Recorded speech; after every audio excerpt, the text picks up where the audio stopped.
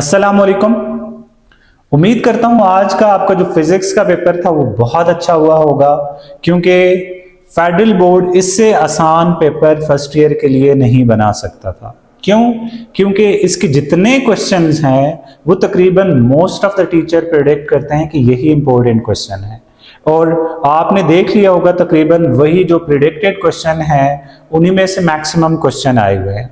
मैं सिर्फ अपनी बात नहीं करता, मैंने भी एक इम्पोर्टेंट लॉन्ग क्वेश्चन के लिए एक वीडियो लगाई थी, जिसमें अगर आप उस वीडियो को देखें, अभी आप जाके देख सकते हैं, important long question for class 11, उसमें आप देख सकते हैं कि मैंने 3 लेयर ऑफ क्वेश्चंस बनाए थे, जिसमें से लेयर 1 में 10 से 12 क्वेश्चन थे, लेयर 2 में 10 से 12 क्वेश्चन थे, और लेयर 3 में 8 से 10 क्वेश्चन थे। और मैंने आपको ये कहा था कि आपने लेयर 1 के क्वेश्चंस को बिल्कुल भी नहीं छोड़ना। अगर आप ज़्यादा केयरफुल होना चाहते हैं देन आप लेयर 2 के क्वेश्चन भी करें, और आप इससे भी ज़्यादा केयरफुल होना चाहते हैं देन आप लेयर 3 के क्वेश्चंस भी करें। उस वीडियो पे माशाल्लाह से 7000 व्यूज़ आए हैं, और जो व्यूवर्स हैं उनमें जो मेजॉरिटी व्यूवर्स हैं 97% व्यूवर्स उन्होंने चैनल को सब्सक्राइब नहीं किया हुआ। जस्ट 3% जो व्यूवर्स थे उन्होंने चैनल को सब्सक्राइब किया हुआ था।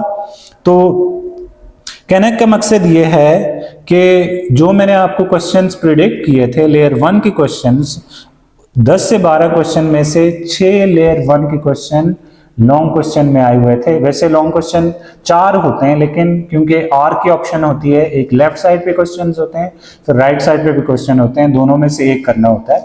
तो जो लेफ्ट साइड के अगर आप लेफ्ट एंड राइट के दोनों मिला लें तो टोटल 8 क्वेश्चन बनते हैं। तो 8 में से 6 लेयर 1 के क्वेश्चन आए हैं। अगर आपको यकीन ना आए तो आप जाके इस वीडियो को दोबारा से भी देख सकते हैं, और आपने वीडियो को देख के दोबारा इस वीडियो के नीचे कमेंट करना है कि मैं ठीक कह रहा हूं या गलत कह रहा हूं। इसके अलावा लेयर 2 के कोई क्वेश्चन नहीं आया। लेयर 3 से 2 पार्ट्स आए हैं, और मैं आपको बताता हूं किस तरह से ये 2 पार्ट्स आए हैं। अगर हम लॉन्ग क्वेश्चन 1 की बात करें, state and explain vector product with example, also show that a cross b is not equal to b cross a। तो मैंने आपको चैप्टर नंबर 2 से 2 लॉन्ग क्वेश्चन बताए थे लेयर 1 के, जिसमें से एक डॉट प्रोडक्ट था और एक क्रॉस प्रोडक्ट या वेक्टर प्रोडक्ट, जो कि आपसे यहाँ पे पूछा गया है। और ये यहाँ से कितने नंबर आपको मिल सकते हैं? 7 नंबर का ये क्वेश्चन था। इसके अलावा चैप्टर नंबर 3 से भी मैंने आपको 2 लॉन्ग क्वेश्चन बताए थे। 2 लॉन्ग क्वेश्चन में से एक प्रोजेक्टाइल मोशन था और एक इलास्टिक कोलिजन इन 1 डायमेंशन था। तो यहाँ पे प्रोजेक्टाइल का क्वेश्चन आपको नजर आ सकता है। इसी वेक्टर प्रोडक्ट के सामने ही ये क्वेश्चन लिखा हुआ है, what is meant by projectile motion, what is meant by projectile, derive mathematical expression for following for projectile motion, time of flight, range and maximum range of projectile. तो देखिए ये exactly वही क्वेश्चन है जो कि लेयर 1 का question था। इसके अलावा क्वेश्चन नंबर 4 की तरफ अगर आए तो वो ये है, explain the working of refrigerator, also explain the coefficient of performance. कि रेफ्रिजरेटर क्या है, उसकी वर्किंग एक्सप्लेन करें और उसके लिए कोएफिशिएंट ऑफ परफॉर्मेंस बताएं। तो देखें जो हीट एंड थर्मोडायनेमिक्स का चैप्टर था वहां से मैंने आपको 3 लेयर 1 के क्वेश्चन बताए थे, एक फर्स्ट लॉ ऑफ थर्मोडायनेमिक्स, एक रेफ्रिजरेटर और एक कार्नो हीट इंजन, और ये तीनों इंपॉर्टेंट टॉपिक है, मैंने आपको बताया था। और उसमें से देख सकते हैं कि रेफ्रिजरेटर का क्वेश्चन आया हुआ है।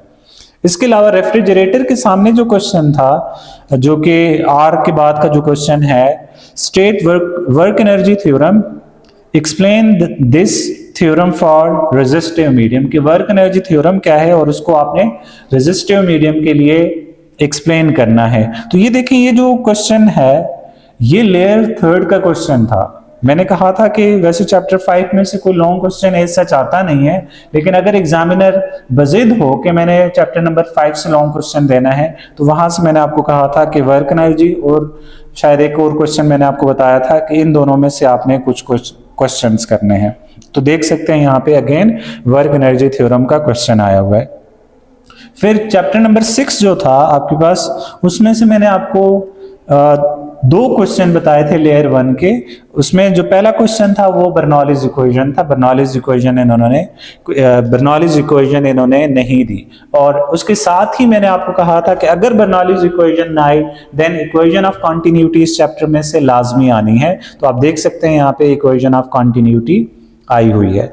इसके बाद इसका जो अगला पार्ट है, what is meant by elastic potential energy, find the relation for elastic potential energy of material. ये भी देखें लेयर 1 का क्वेश्चन है। ये डिफॉर्मेशन ऑफ सॉलिड के चैप्टर में से है और ये लेयर 1 का क्वेश्चन है चैप्टर नंबर 7 में से।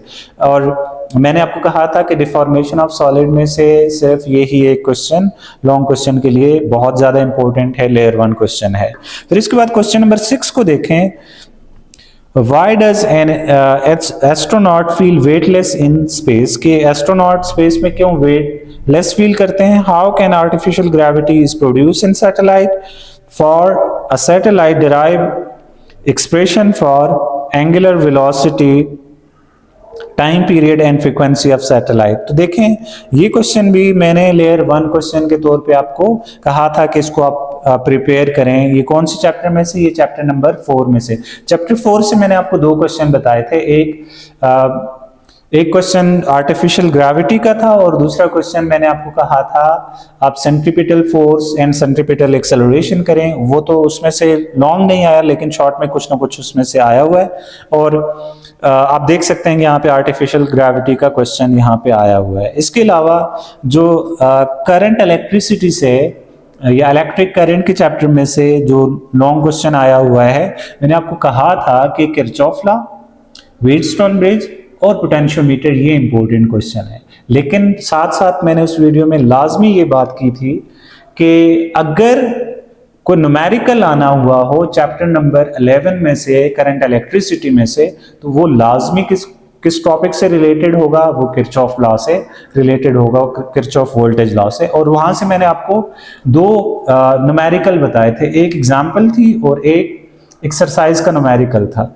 दोनों में से दोनों का एक तरह कह सकते हैं एग्जैक्टली उसी तरह का क्वेश्चन आया, लेकिन यहाँ पे वैल्यूज थोड़ी सी चेंज की गई हैं। अगर आपने वो क्वेश्चन प्रैक्टिस किए होंगे या किए थे तो ये जो न्यूमेरिकल था आपके लिए बहुत आसान होना था। यहाँ पे किसी एक रेजिस्टर के क्रॉस आपने करंट निकालना था। ये भी लेयर 3 का क्वेश्चन था। तो आपको अगर मेरी बात पे यकीन ना हो तो आप जाके उस वीडियो को देख सकते हैं।